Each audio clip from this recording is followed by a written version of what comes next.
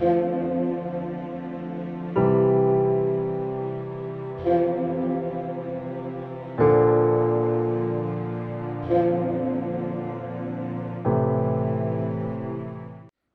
کے زندگی بخش پاک کلام میں سے ہمارے لیے آج کی تلاوت رسولوں کے اعمال اس کا 14واں باب اس کی 5ویں سے 18ویں آیت۔ مگر جب غیر قوم اور یہودی اپنے سرداروں سمیت فساد برپا کرنے لگے کہ انہیں بے عزت اور سنگسار کریں، تو وہ یہ معلوم کر کے لاکونیا کے شہروں لسترا اور دربہ اور ان کے گرد و نواح میں بھاگ گئے اور وہاں بھی بشارت دیتے رہے۔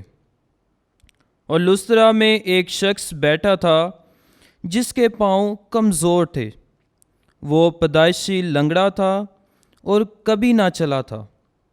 وہ پولس کو باتیں کرتا سن رہا تھا، اور اس نے اس کی طرف غور کر کے دیکھا کہ اس میں نجات پانے کے لائق ایمان ہے، تو بلند آواز سے کہا کہ اپنے پاؤں پر سیدھا کھڑا ہو جا۔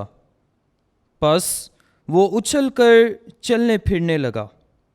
لوگوں نے پولس کا یہ کام دیکھ کر لاکونیا کی زبان میں بلند آواز سے کہا کہ آدمی کی صورت میں معبود ہمارے پاس اتر آئے ہیں۔ اور انہوں نے برناباس کو زوس کہا اور پولس کو ہرمس، اس لیے کہ وہ کلام کرنے میں سبقت لے جاتا تھا۔ اور زوس کے اس معبد کا پجاری جو شہر کے سامنے تھا بیل اور پھولوں کے ہار پھاٹکوں پر لایا اور ہجوم کے ساتھ قربانی چڑھانا چاہتا تھا۔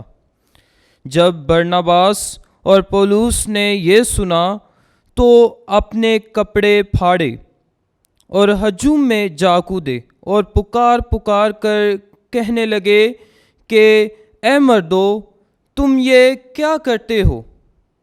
ہم بھی تمہاری طرح فنا پذیر انسان ہیں، اور ہم تم میں یہ منادی کرتے ہیں کہ ان باطل چیزوں سے کنارہ کر کے اس زندہ خدا کی طرف رجوع لاؤ جس نے آسمان اور زمین اور سمندر اور جو کچھ ان میں ہے خلق کیا۔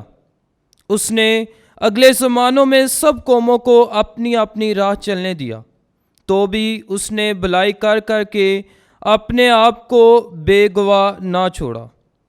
چنانچہ اس نے آسمان سے بارش اور خوشگوار موسم عطا کیے اور تمہیں خوراک کی فراوانی اور دل کی خوشی بخشی۔ یہ باتیں کہہ کر بھی ہجوم کو بامشکل روکا کہ ان کے لیے قربانی نہ گزرانے۔ پاک کلام کے پڑھے اور سنے جانے پر خداوند کی خاص برکت ہو۔ خداوند کا شکر ہو۔